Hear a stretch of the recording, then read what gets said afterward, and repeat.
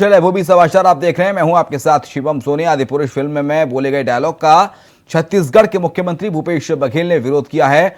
उन्होंने लोगों को सलाह देते हुए कहा है कि आप अगर फिल्म देखने ना जाएं तो बेहतर होगा।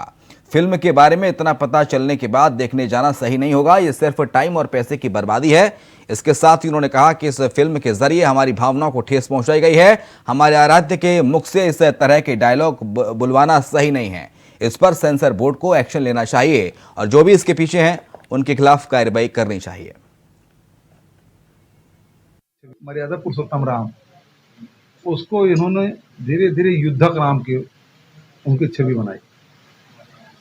हनुमान जी जो ज्ञान भक्ति शक्ति के प्रतीक हैं, उसको एंग्री बर्ड बना दिए। अब तीसरा क्रोनोलॉजी ये है कि जो सब बजरंग दल के लोग बोलते हैं वो शब्द भगवान हनुमान जी से बुलवा रहे हैं। ये इनकी क्रोनोलॉजी है। इनको किस प्रकार से इनके छवि और तस्वीर को रूपांतरित किया जाए, ये एक दिन का नहीं है, ये वर्षों का है। और अब जब जनता इसके खिलाफ खड़ी हो गई तो अब ये कहते हैं कि इसको बैन लगाया जाए। अब तो अरुण साहु जी ट्वीट किए थे, उसको डिलीट भी कर दिए। तो उद्देश्य इनका ये है कि किस प्रकार से हमारे आदर्श, जिसको हम लोग आदर्श मानते हैं, हमारा आस्था है, हमारी आस्था, उसको इसको इस प्रकार से परिवर्तित किया जाए, रूपांतरित किया जाए। लेकिन उसका असली चेहरा अब बेनकाब हो चुका है, जनता जान चुकी है। जो बनाने वाले हैं वो कौन है, किनके किनके साथ फोटो है, उनके एसोसिएशन किनके साथ है, वो सब जान गए हैं। अन्यथा ये यदि कोई दूसरा डायरेक्टर और निर्माता होता, अभी तक के पूरे देश भर में कि बजरंग दल और विश्व हिंदू परिषद वाले पूरा सड़कों में दिखाई पड़ते, लेकिन उनके अपने हैं, इसलिए ये लोग छुपे हुए हैं। क्यों छुपे हुए भाई? यदि आप राम के भक्त हैं, हनुमान जी के मानने वाले हैं, चाहे वो कोई बनाने वाले, उसके खिलाफ क्यों कार्रवाई नहीं हो रही थी? इसका मतलब ये है कि राम पे आपकी आस्था नहीं है, हनुमान पे आपकी आस्था नहीं है, माता जानकी पे आपकी आस्था नहीं है। आप तो केवल राजनीति करना चाहते हैं और राजनीतिक उद्देश्य से आपका गठन हुआ है। नहीं तो आप निष्पक्ष होते तो आपको अभी तक के इसमें जैसे पहले हरकत करते थे वैसे हरकत करना था। चुप, पूरे देश भर में चुप है। छत्तीसगढ़ में कांग्रेस 2024 के विधानसभा चुनाव में राज्य सरकार के कार्यों को लेकर जनता के बीच जाएगी। छत्तीसगढ़ के मुख्यमंत्री भूपेश बघेल का बयान सामने आया है, जिसमें सीएम ने कहा कि हमने 4.5 सालों में जो काम किया है उसके आधार पर हम चुनाव लड़ेंगे। इस दौरान सीएम भूपेश बघेल ने कहा कि अनुसूचित जाति, महिलाओं के लिए, युवाओं के लिए, किसानों और मजदूरों के लिए सरकार काम कर रही है। सीएम ने कहा कि इन्हीं गरीब मजदूरों और आदिवासियों को चुनाव मैदान में उतारेंगे।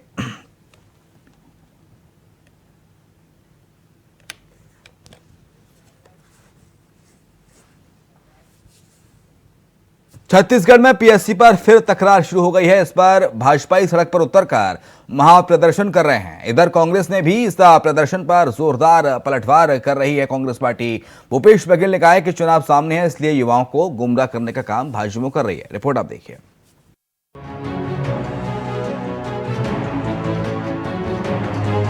मुख्यमंत्री भूपेश बघेल ने कहा, चुनाव सामने है, इसलिए युवाओं को गुमराह करने का काम भाजपा कर रही है।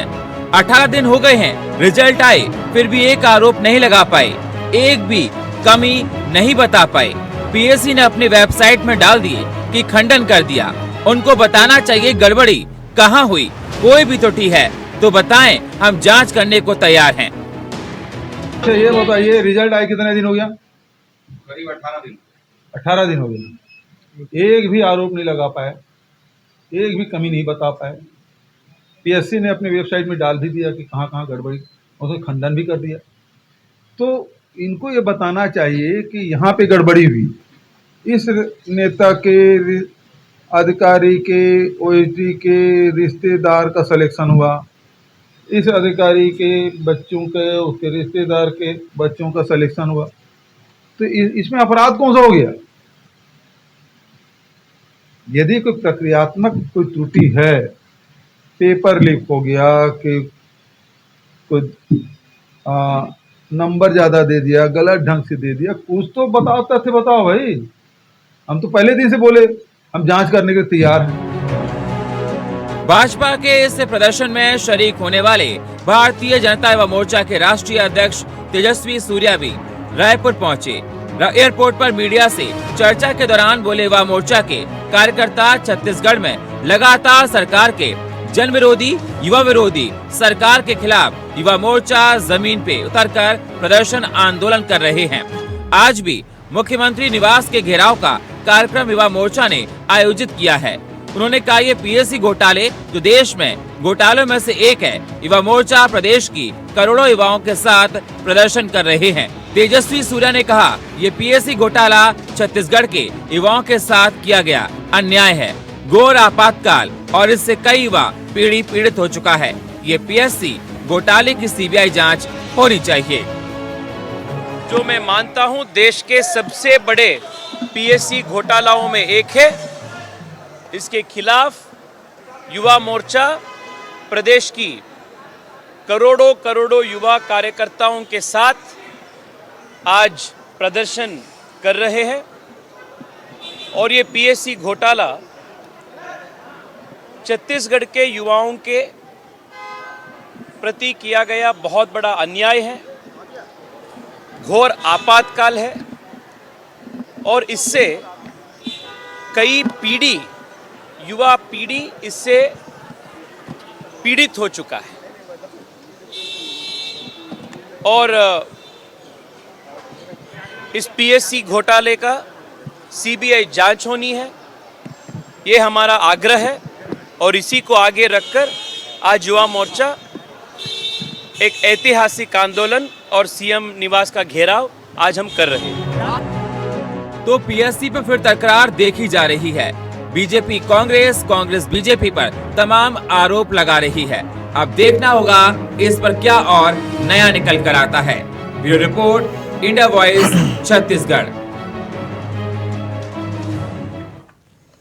मुख्यमंत्री भूपेश बघेल ने अधिकारियों को निर्देश दिए हैं। सीएम ने निर्देश में भीषण गर्मी और बारिश में हो रही देरी पर तैयारियों के निर्देश दिए हैं, जिसमें लोगों को लू और गर्मी से बचाव के लिए आवश्यक व्यवस्था के निर्देश दिए गए हैं। इसके मद्देनजर अस्पतालों और नगरीय निकायों में आवश्यक कदम उठाने की बात भी कही गई है। साथ ही किसानों को बारिश में देरी से नुकसान होने पाए जाने के निर्देश भी दिए गए हैं। लू और गर्मी से बचाए जाने के निर्देश अधिकारियों को दिए गए हैं सीएम भूपेश बघेल के द्वारा। रायपुर से खबर इस वक्त आपको बता रहे हैं। इसके साथ साथ किसानों को नुकसान ना हो, इसके भी निर्देश अधिकारियों को दिए गए।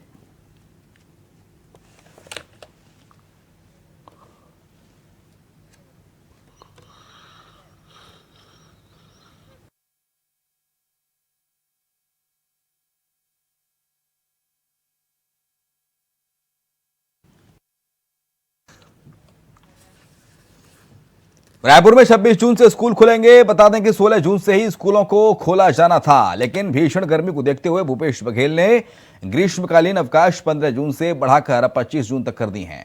आगामी शिक्षा सत्र में शिक्षकों के लिए राज्य सरकार का क्या टारगेट होगा, सरकार की क्या तैयारी है, इसको लेकर हमारे संवाददाता चित्रा पटेल ने स्कूल शिक्षा मंत्री प्रेमसाय सिंह टेकाम से खास बातचीत की। सुनिए।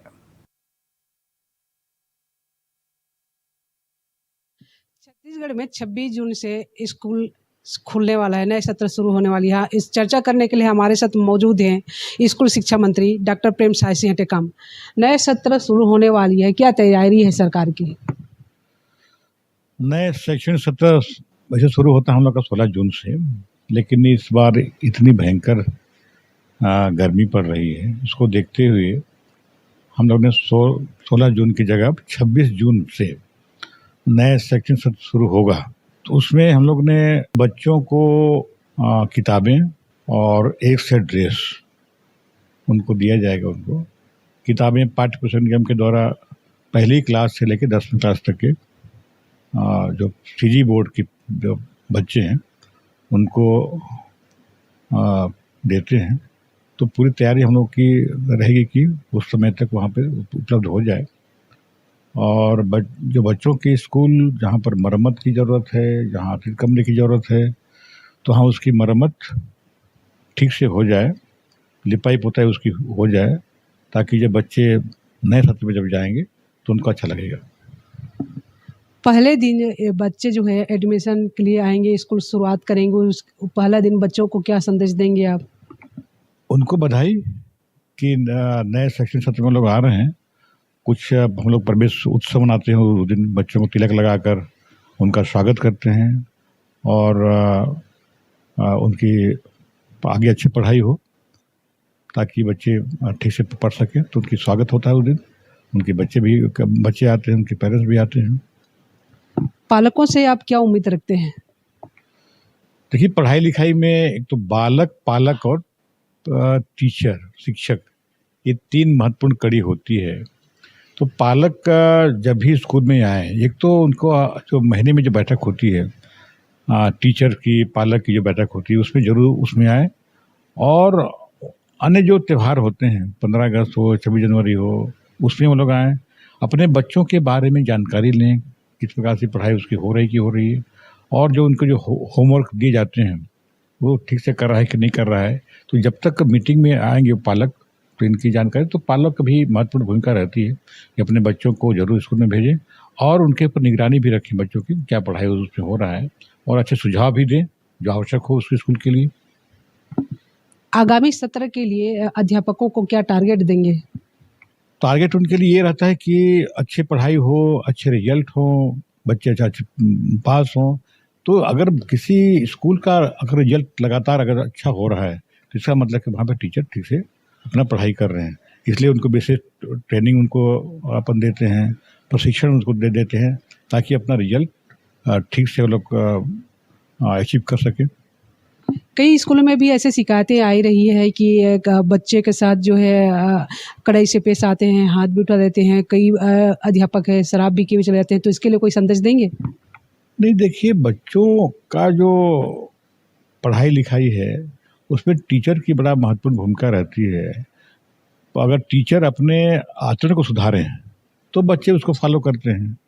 अगर कई जगह शिकायतें मिलती है कि कोई कुछ करके आ रहा है, कुछ जो आचरण ठीक नहीं कर पा रहे हैं, तो उनकी शिकायत होती है, उसकी जांच होती है, जांच के बाद कार्रवाई उसमें होती है। तो हम अभी चर्चा कर रहे थे कि स्कूल शिक्षा मंत्री डॉक्टर प्रेम साय सिंह टेकाम जी से, इन्होंने साफ तौर से कहा है कि आगामी सत्र के लिए स्कूल में बच्चों के भविष्य को देखते हुए अध्यापकों को टारगेट भी दिया जाएगा। कैमरामैन पिंटू के साथ मैं चित्रा पटेल। बस्तर में गोंचा महापर्व की तैयारियां जोरों पर चल रही हैं। इस पर्व के लिए विदेशों से भी बड़ी संख्या में पर्यटक बस्तर पहुंचते हैं। इस पर्व का सबसे आकर्षक और महत्वपूर्ण रस्म रथ यात्रा के लिए रथ बनाने की प्रक्रिया को बस्तर के आदिवासी ग्रामीणों ने शुरू की है। करीब 10 दिन में 25 फीट ऊंचा लकड़ी का रथ बनकर तैयार हो जाएगा। इस बार रथों में लाइट का प्रयोग विशेष रूप से किया जाएगा। इस रथ में भगवान जगन्नाथ, सुभद्रा और बलभद्र जी की लकड़ी से बनी प्रतिमा को विराजित कर शहर भर में घुमाया जाएगा, जिसे रथ यात्रा कहा जाता है। बता दें कि गोंचा पर्व में सीएम भूपेश बघेल भी शिरकत कर सकते हैं। ये पर्व 615 सालों से मनाया जा रहा है। 360 के दौरान कामचंद्र के द्वारा कई वर्षों से गोंचा का महापर्व मनाते आ रहे हैं। हम लोग हमारे जो ब्राह्मण थे ये सब उड़ीसा से आए हुए थे, उन्हें राजा के द्वारा लाया गया था और उस दिन से हमारे यहाँ गोंचा का पर्व इसी समाज के द्वारा मनाया जाता है। जो रथ निर्माण होता है, हमारे पास 16 चक्के का रथ था, जिसमें से 12 चक्का जो है दशहरा का पर्व में लगाया गया, 4 चक्का जो है भगवान जगन्नाथ को दिया गया था। उस जगन्नाथ जी का रथ को हम बराबर प्रति वर्ष एक नया रथ बनवाते हैं और टेम्पल के द्वारा बनाई जाती है, जिसमें विभिन्न प्रकार की जो लकड़ियाँ हैं, मात्र साल लकड़ी का ज़्यादा उपयोग है और 3 वर्ष लकड़ी का लकड़ी के लिए एक एक्सल का निर्माण किया जाता है, उसमें चक्का लगाई जाती है और सुर्गी का जो साल का जो लकड़ी होता है। इस साल 4 जून से चालू हुआ है गोंचा पर्व और 27 तारीख तक चलेगा और 19 तारीख को नेत्र उत्सव होगा। 20 तारीख से रथ परिक्रमा चलते हुए कार्यक्रम आरम्भ होगा। हर साल के बाद इस साल भी कुछ नया है? इस साल नया में सिर्फ हमारा पूरा 3 रथ में लाइटिंग का व्यवस्था किया गया है, तो ये हमको इस साल नया दिखेगा। बाकी जितना भव्य कर सके उस विषय में हम लोग काम करेंगे। उधर रायपुर में सीएम भूपेश बघेल ने पेंड्रा मरवाही के लिए रवाना होने से पहले मीडिया से बातचीत की। इस दौरान उन्होंने कहा कि स्थानीय लोगों के लिए कई सौगात देनी है। पत्रकारों के लिए प्रेस क्लब भवन की मांग की थी। उसका लोकार्पण भी है। साथ ही इस दौरान सीएम भूपेश बघेल ने राहुल गांधी को जन्मदिन की बधाई और शुभकामनाएं दी। भूपेश बघेल ने कहा कि राहुल गांधी हमेशा स्वस्थ रहें, हमेशा अच्छे रहें और सबका मार्गदर्शन सबको देते रहें। प्रेस क्लब भवन के लोकार्पण करेंगे भूपेश बघेल और इसके साथ साथ मीडिया से बातचीत करते हुए उन्होंने राहुल गांधी को उनके 53वें जन्मदिन की बधाई दी।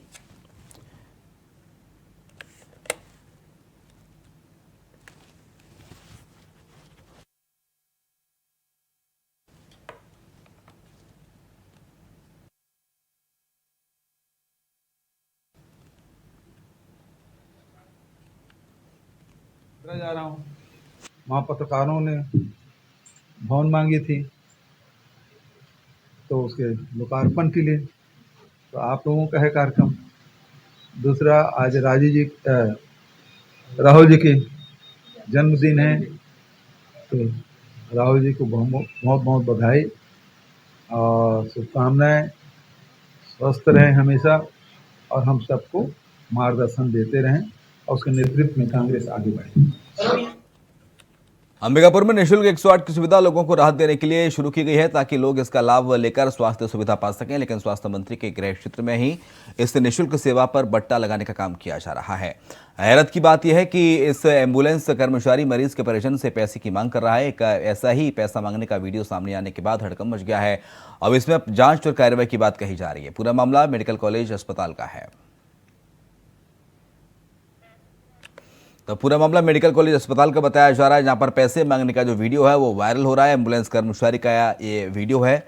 इसके साथ ही अब एम्बुलेंस कर्मचारी पर कार्रवाई की बात कही जा रही है। दरअसल एम्बुलेंस को लेकर मरीज के परिजनों से एम्बुलेंस कर्मचारी के द्वारा पैसों की डिमांड की जा रही थी, पैसे मांगे जा रहे थे, जिसका वीडियो तेजी के साथ अंबिकापुर में वायरल हो रहा है। और एक ले रहे हैं छोटा सा ब्रेक, फौरन लौटेंगे। तो ब्रेक के बाद आपका स्वागत है। बिलासपुर की खबर, जहां पर रमतला में प्रयास आवासीय विद्यालय में पढ़ने वाले छात्रों ने प्रबंधक के खिलाफ मोर्चा खोल दिया है। प्रयास आवासीय विद्यालय में फैली अव्यवस्था को लेकर छात्रों की तरफ से विरोध जताया गया। छात्रों ने इस मामले में कलेक्ट्रेट पहुंचकर फरियाद लगाई है और कलेक्टर से शिकायत की गई है।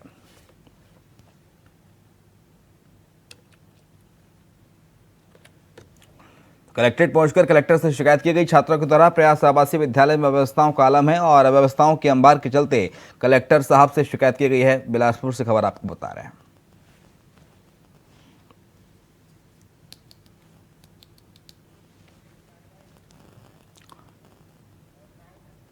आदिपुरुष का विरोध देश भर में देखने को मिल रहा है। कांकेर में भी हिंदू संगठनों ने सिनेमा हॉल पहुंचकर जमकर विरोध किया, नारेबाजी की।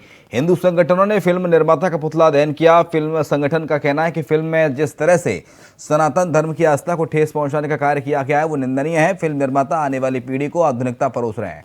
फिल्म पर पूरी तरह से बैन लगना चाहिए। इस दौरान हिंदू संगठनों ने कहा कि विरोध के बाद भी अगर बैन नहीं किया जाता है तो उग्र आंदोलन किया जाएगा।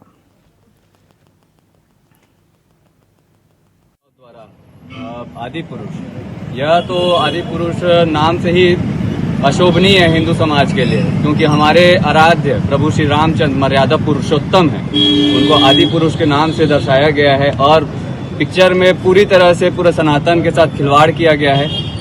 उसमें राम भगवान को और हनुमान भगवान को अलग अलग वेशभूषा में अलग अलग तरह से उनके जो हिंदू समाज का शोभनीय भाषा है उसको पूरे टपोरी भाषा में दिखाया गया है। उनके डायलॉग्स वगैरह को, ये सब चीज का कड़ी निंदा करते हैं और कड़ा विरोध करते हैं हम सर्व हिंदू समाज। क्या आज के जनरेशन पे इस पिक्चर का कितना प्रभाव पड़ेगा? क्योंकि रामानंद सागर की पिक्चर का काफी प्रभाव रहा है। रामानंद सागर जी द्वारा जो रामायण का निर्माण किया गया था वो हमारे समाज और हमारे संस्कृति के बारीकों को सोच समझकर आगे लाया गया था और समझकर बनाया गया था।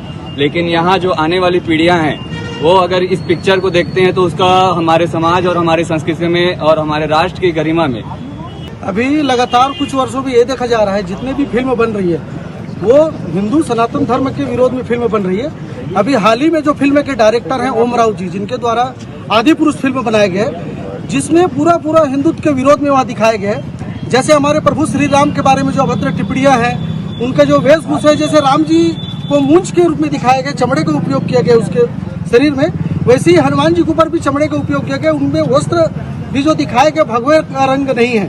माता सीता में भी जो है उनका जो वस्त्र है थोड़ा अशोभनीय है जिस प्रकार से दिखाया गया है, और रावण को मांस खाता हुआ दिखाया गया। कुल मिलाकर पूरा पिक्चर को देखेंगे तो सनातन का मजाक बनाए हुए और एक प्रकार से खिल्ली उड़ाए गए इस फिल्म में। हमारी मांग है कि इस फिल्म को शीघ्रता से बैंड किया जाए, बंद किया जाए, अन्यथा हम लोग उग्र आंदोलन करने के लिए बाध्य होंगे। कौशल्य भूमि समाचार में इतना ही। खबरें लगातार जारी हैं।